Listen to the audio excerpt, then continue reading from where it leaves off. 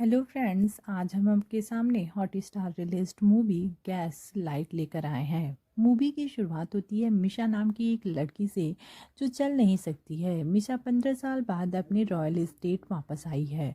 जब वह royal estate में आती है तो उसका स्वागत उसके पापा की दूसरी वाइफ करती है। मिशा की बातों से हमें पता चलता है कि मिशा रुक्मणी को ज़्यादा पसंद नहीं करती।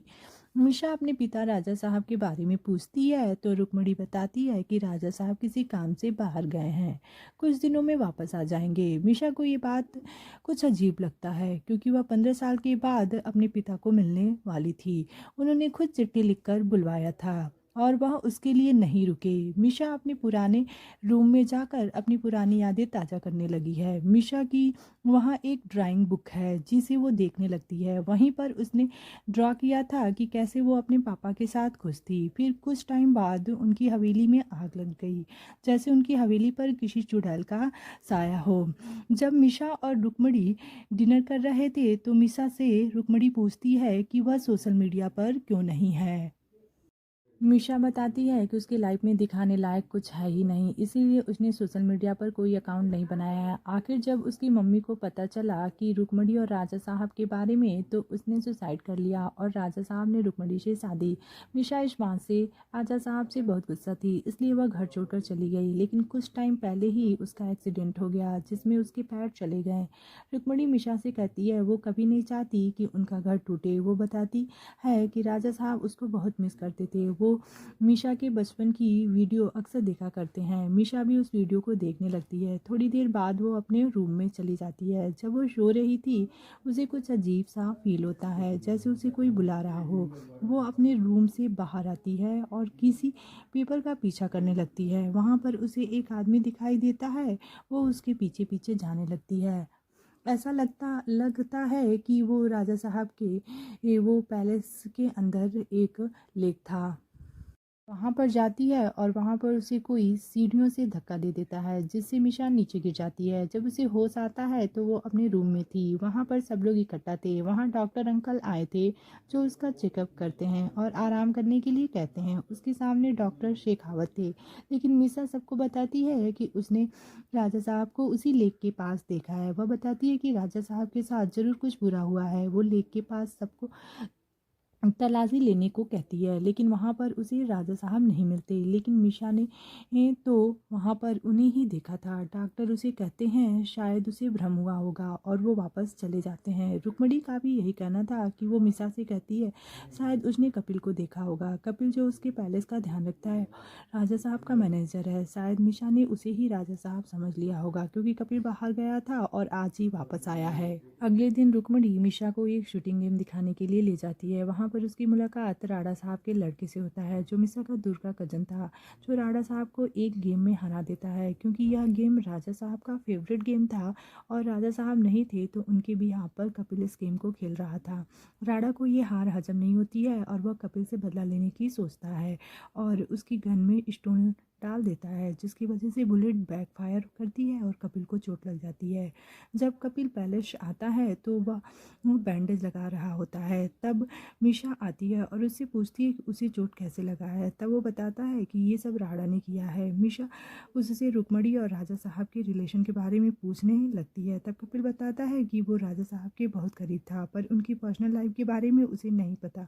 अभी वह राजा साहब के बारे में कुछ नहीं जानता क्योंकि वह थोड़े दिन के लिए बाहर गया था। उस रात फिर जब मिशा सोती है तो उसे फिर आवाज़ सुनाई देता है। वो रूम के बाहर जाती है और वहाँ उसके पापा का वीडियो प्ले हो रहा होता है, जहाँ जाकर वह रुक जाती है। वहाँ से एक हाथ बाहर आता है जो मिशा को अपनी ओर खींच रहा था। मिशा डर जाती है और दूसरी तरफ चली जाती है जहाँ एक कार पार्किंग था और उसे एक कार में राजा साहब की लाश दिखाई देती है। मिशा लाश देखकर डर जाती है और चिल्ला पड़ती है। उसकी आवाज़ सुनकर सभी लोग उठ जाते हैं और वहाँ पर आते हैं। वापस मिशा वहाँ चेक करने को बोलती है और वहाँ कुछ नहीं मिलता है, जिसके बाद मिशा एसपी अशोक को बुलाती है। लेकिन अशोक भी मिशा को बताता है कि राजा साहब बाहर गए हैं।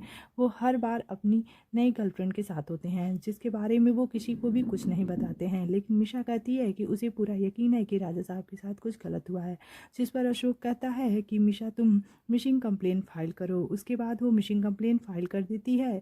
जब वो वापस आ रहे होते हैं तो वो एक मंदिर के पास जाती है जहाँ पर एक ब्लाइंड लेडी थी जो मिसा को देखकर कुछ बड़बड़ाने लगती है। वो कहती है तुम्हारे पापा तुम्हें याद कर रहे हैं, वो दूसरी दुनिया से तुम्हें बुला रहे हैं। तभी रुक्मणी उस औरत को भगा देती है। जब मिशा पैलेस आती है तो वो कपिल को कहती है कि उस औरत को लेकर पैलेस आ जाए। जब वो औरत पैलेस आती है तो कुछ करने लगती है। उस औरत में राजा साहब की आत्मा आती है और जो मिसा से कह रहे होते हैं कि तुम यहाँ से चली जाओ, तुम्हारी जान को खतरा है, कि तभी वहाँ पर रुक्मणी आती है और उस औरत को बाहर जाने के लिए कहती है। तभी मिशा रुक्मणी को डांट देती है और उसे कमरे से बाहर जाने के लिए कहती है। रुक्मणी मिशा से कहती है कि पहले इस औरत को बाहर निकालो। मिशा को रुक्मणी पर शक था कि शायद यही ये सब कर रही है ताकि मिशा का अनस्टेबल माइंड देखकर सारी प्रॉपर्टी खुद ले सके। मिशा ये सब कपिल को बताती है तो कपिल कहता है कि आज रात तुम्हें राड़ा का पार्टी में जाना चाहिए, वहाँ पर तुम्हें कुछ न कुछ ज़रूर पता चलेगा। तो मिशा कपिल को लेकर चली जाती है। वहाँ पर रुक्मणी, राड़ा तथा डॉक्टर शेखावत आपस में बातचीत कर रहे थे। दूर बैठकर मिशा और कपिल ये सब कुछ देख रहे थे। मिशा से कपिल बताता है कि एसपी रुक्मणी से प्यार करते थे और शायद आज भी प्यार करते हैं, इसीलिए उन्होंने आज तक शादी नहीं की। वहाँ उसे पता चलता है कि रुक्मणी प्रेग्नेंट है, पर उसके बच्चे का बाप कौन है ये किसी को पता नहीं है। तभी वहाँ पर राड़ा आता है जो रुक्मणी को साइड में ले जाता है। मिशा और कपिल भी छुपकर उनकी बातें सुनने लगते हैं। राड़ा रुक्मणी से एक डील की वजह से गुस्सा था। रुक्मणी उसे शांत करने की कोशिश करती है और वहाँ से चली जाती है, जिसके बाद मिशा और कपिल राड़ा का पीछा करते हैं। राड़ा अपनी फैक्ट्री पर चला जाता है। वहाँ मिशा उससे डील के बारे में पूछती है तो राड़ा बताता है कि मिशा का जो पैलेस है वो उसे होटल में कन्वर्ट करना चाहता है, लेकिन रुक्मणी ने कहा था कि वो राजा साहब को मना लेगी। इस प्रोजेक्ट के लिए राड़ा ने बहुत बड़ा कर्जा लिया है, इसीलिए कुछ लोग उसके पीछे पड़े हैं जो उसे बार बार पीट कर जाते हैं और राजा साहब का कुछ भी पता नहीं चल रहा है। मिशा उसे बताती है कि शायद राजा साहब का मर्डर हो चुका है और यह सुनकर वह बहुत ज़्यादा डर जाता है कि वह अपना कर्जा कैसे चुकाएगा। वो मिशा से कहता है कि राजा साहब के बाद मिशा ही सारी प्रॉपर्टी पर साइन कर सकती है। यह सब कुछ मिशा को ही मिलने वाला था। मिशा को यह बात थोड़ी अजीब लगती है। घर आकर मिशा और कपिल इस बात पर डिस्कस करने लगते हैं। फिर कपिल बताता है कि राजा साहब बहुत अच्छे इंसान थे, उन्होंने उसे एक शूट गिफ्ट किया था जो उसे बहुत पसंद है। दोनों में इमोशनल बातें होने लगती हैं और दोनों एक दूसरे को किस करते हैं। तो वहीं जब रुक्मणी स्विमिंग कर रही होती है तो उसे अपनी परछाई दिखाई देती है जो खुद के पेट में चाकू मार रही होती है। वह बहुत डर जाती है और नींद की गोलियां खाकर सोती है। अगले दिन मिशा जब उसके रूम में आती है तो उससे पूछने लगती है कि उसके बच्चे का बाप कौन है। इस पर रुक्मणी उससे कहती है कि वो यहाँ से चली जाए, यहाँ पर बहुत खतरा है, लेकिन मिशा इस बात के लिए मना कर देती है। तभी रुक्मणी को कॉल आता है कि राड़ा का मर्डर हो चुका है, राड़ा को किसी ने बुरी तरह से मार देता है। मिशा और रुक्मणी राड़ा के वहाँ जाने लगते हैं। तब मिशा ने देखा कि कुत्ता है जो कि भौंक रहा है और वो कुत्ता को खोल दे देती है और देखती है कि वो कुत्ता हर वो जगह जा रहा है जहाँ वो राजा साहब को भूत देखती रहती है। फिर मिशा अपने परम अंकल को बोलती है कि वो लेक के अंदर ढूंढें तो उन्हें एक बॉडी दिखाई देता है। यह बॉडी राजा साहब की थी। मिशा मैसेज कर देती है कि उसे राजा साहब की बॉडी लेक के पास मिल गई है। तभी उस पर पीछे से कोई हमला करता है। जब थोड़ी देर बाद मिशा की आँख खुलती है तो वो एक कार में थी। ड्राइविंग सीट पर परम अंकल की लाश थी। पीछे से कार को कोई धक्का दे रहा था और कार लेक में गिरने वाली थी। मिशा जब पीछे देखती है तो कोई नहीं, कपिल था। मिशा हेल्प के लिए चिल्लाने लगती है। तभी कपिल कार को लेक में धक्का दे देता है। मिशा अपने आप को बचाने की कोशिश कर रही होती है। तभी पता चलता है कि मिशा को जो आत्मा वगैरह दिख रहे थे वो सब कपिल ही कर रहा था। एक्चुअली रुक्मणी और कपिल का अफेयर चल रहा था और जब वो दोनों रोमांस कर रहे होते हैं तभी राजा साहब आ जाते हैं और उन दोनों को रंगे हाथों पकड़ लेते हैं। वो रुक्मणी को जान से मारने की कोशिश करते हैं।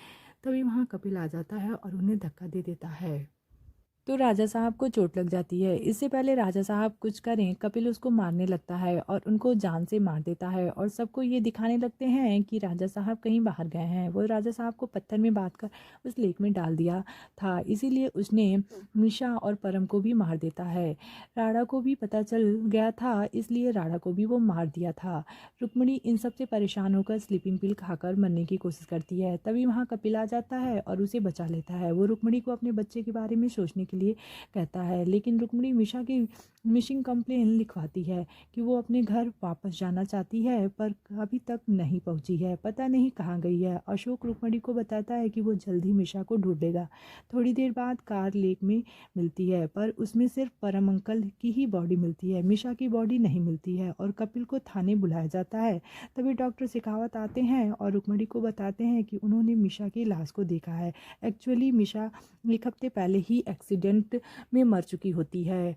वो यहाँ पर जो मिशा है वो कौन है ये उसे नहीं पता। यह सुनने पर रुक्मिणी डर जाती है। तभी उसे मिशा दिखाई देती है। एक्चुअली जब कपिल कार को पानी में फेंका था तब वह खुद को बचा लेती है। वह रुक्मिणी को बताती है कि वो मिशा नहीं है, मिशा की फ्रेंड फातिमा है। तब पहले की स्टोरी बताना शुरू करती है कि राजा साहब का मिशा फाउंडेशन नामक एक एनजीओ था जहाँ पर फातिमा भी रहती थी।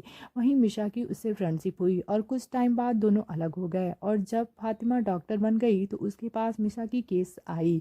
मिशा ने सुसाइड करने की कोशिश की थी। एक्चुअली मिशा राजा साहब की दूसरी शादी से बहुत नाराज़ थी और मिशा डिप्रेशन में चली गई थी।